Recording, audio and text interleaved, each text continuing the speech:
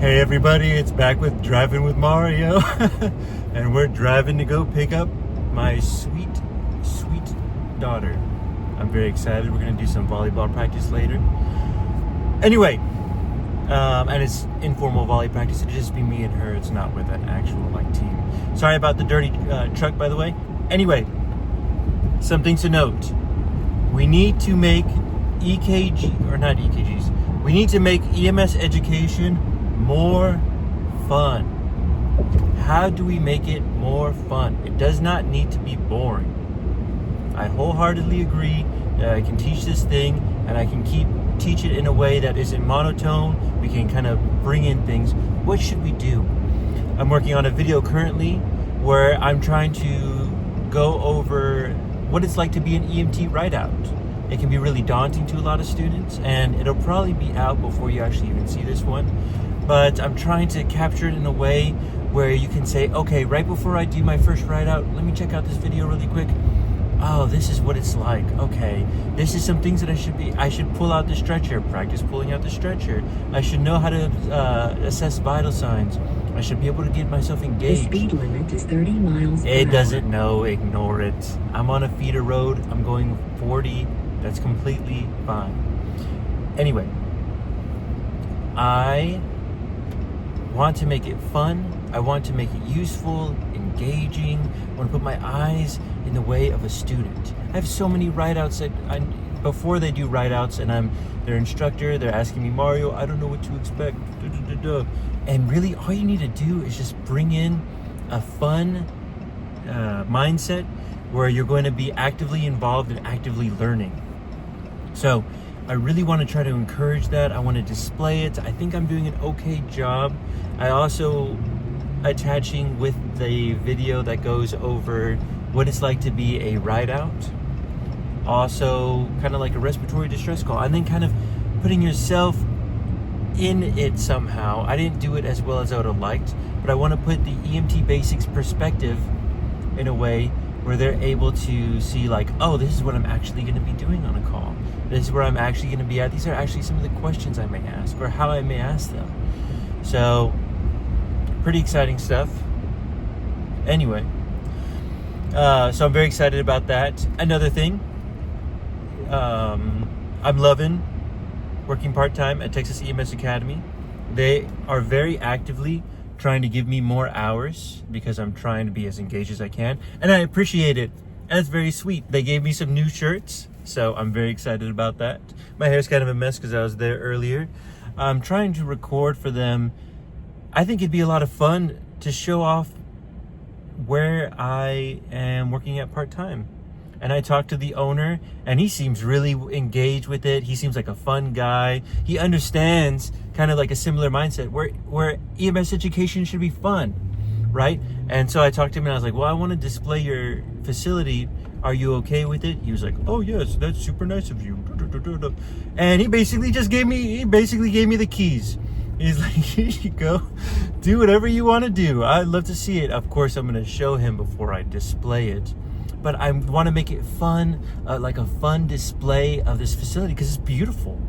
They have so many different classrooms. They have this super cool ACLS dart simulator that we can utilize. A lot of fun for EKGs. I don't think I can actually show more than a brief display because I don't know, I have there's like copyright protection on it. But it's a really cool dart, DART, your simulator. It's awesome. I will display it slightly because I don't want to get in trouble. But they really outdid themselves with that. They have so many mannequins. They have like 30 plus mannequins. I saw them setting up for an ACLS course and they had like 20, 30 out at once. I'm going to help teach a CPR class with them. Very excited. I think it's going to go really well. And they have a great methodology behind it. So I think I'm going to enjoy it a lot. I'm also showing off some of the fireside. They have a very interesting fireside where whenever they shoot out any water, it goes into like this circulating system where it all rotates and feeds back into a big tank. One of the big things that they asked whenever I applied over there is, Mario, what are you going to bring to the table, or not really what you're going to bring to the table, but like Mr. Smith or Mark Smith, he's like their main EMS director. Or the main person in charge of the EMS instructors. He brought in certain talents to it. Ray, of course, the owner, brought in his talents, right? And what's something that you're going to bring? I think I'm going to try to bring in my EMS instructor skills, where I'm going to make it fun, engaging to students. I really want to get on the same level of them and the same mindset, because I want students to have a fun time when they're learning. You know, that's the best thing about EMS education in general, is for the most part, you know, some programs can be cutthroat, where they're like, I want to have 30 students and I want to have 6 students fail, or I want to have 9 students fail. No, that's up for the national to decide. We want to have 30 students in, and we want to have 30 students out. It's the same thing whenever I teach with Kevin Ramon at Annabelle Fire Department. It's the same thing whenever I'm here now at Texas EMS Academy. They share the same similar vision. We want to teach as many students as we can properly, and we want to make it fun. So I love it. I'm going to show off some of the equipment that they have. Very cool stuff. They have a ladder truck, which is huge, with a nice aerial ladder. They have a huge tower, some vertical ventilation. They can't use the city's water, which is interesting. So what they do is they have like their own pond, and they have this, I think I already mentioned, it's like a 200,000 gallon tank that they have to reutilize and recycle, but they have a really cool system of going about it. I'll talk more about it later. But yeah, he basically was like, oh, you know, I'm all about it. Record as much as you want over here. And he even was like, oh, at nighttime, I told him, of course, I'm going to email him. I'm going to be completely respectful about it. Because, of course, my reputation's on the line, which I care so much about. So I'm going to email him before I go in, well in advance. But he was like, yeah, if you want to go in at nighttime, you can too, while no one's here, which is all I want. That's one of the best things about Annabelle too. These places keep on letting me go in during weird hours, which I'm all about. I don't sleep, so it's fantastic. It's just like, how do you make time to make videos and edit videos? Well, I try to be reasonably smart with my free time. Of course, I fumble all the time. I think everyone does. But I also just stay up late.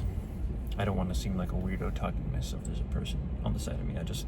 I'll put my arm here while I'm at the stop sign so she can't see my mouth while I'm talking. Anyway, so I just stay up really late and I work on this kind of stuff. And I try to find certain points, like whenever I pick up my daughter, I'm gonna see if she's ate anything. Besides that though, I might stop at HEB real quick, get some fruit for her, and then I just love playing volleyball with her. It's been a lot of fun. She's improving so much. I'm really proud of her. But our goal remains the same. We should not push out, but teach EMS content via YouTube in a way that I can help prepare you for the National Registry to the best of my ability. That's my goal, is I want to I want to create and give free medical information to anyone who's willing to listen. That's going to be the goal of this channel. I think I already mentioned it once or twice before, but as of this time, we've hit over 3,000 subscribers. You guys are little sweethearts. Thank you for that. That's very sweet. I keep on talking big game that I should do something, but every time I think about doing something, it's too late at night. Until it's like, well, what do I do? Do I record myself doing something? Because I still have an idea of what I want to do for 1,000 subscribers. It's kind of late in the game, but I can think of something. Also, in my head, imagine this, if I can get this done. A video where we do questions asked, right? So we do here's some medical scenarios, here's some questions and answers that I should have. And then I type up a Word document, and then in the video description, I have the link to the Word document so you can download it and you can utilize it for your clinicals, right? And you can utilize it to study. Like if you have a stroke patient, what's some things you need to know? Their last seen normal, okay? We want to know what is their normal? Do they have they had a stroke before in the past? Is this weakness a new onset, or has it happened before? What's some contact information you can get? How did you find them? Things like that. So I want to create like a list that'll give you as a student something to say, well, here's some things I need to ask for any abdominal pain calls. Right off the back, nausea, vomiting, diarrhea.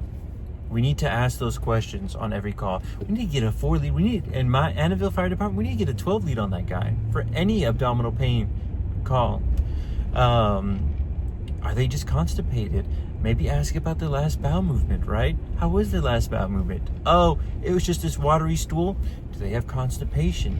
Usually, if you have watery stool, it's because you have this hard blockage, and the only thing that can get by is the watery stool. So we think, I'm not constipated, I just have diarrhea. Well, is the diarrhea because of constipation? No, well, what do you eat? I work out a lot and I eat a lot of protein powder. It's a derivative of milk. You're probably having constipation. Another thing that people mistake whenever they have constipation issues is, oh, well, I ate some ramen last night, or I ate ramen before. That's another thing that causes severe constipation, right? So digging around a bit in your patient's history can potentially get you to realize what's going on. Anyway, I'm kind of going off too many different tangents. The important thing is, I've arrived to pick up my daughter. Thank you guys so much for your support. You are all very sweet. Your comments are extremely sweet. I might not get to all of them on videos that have too many comments, but if you comment on a video that doesn't have that many comments, I mean, it sticks out like a sore thumb to me. It's a lot easier to see, a lot more manageable. But I'm trying to answer all of them. I'm not trying to give just a thank you. I'm trying to give a really detailed response. So, with that being said, thank you guys so much for watching. If you did like this video, like and subscribe to the above. And I really appreciate all of your time. If you have any questions, just leave them. I'll give you a detailed answer, probably. Or just type it again. I'll get it sometime. See ya.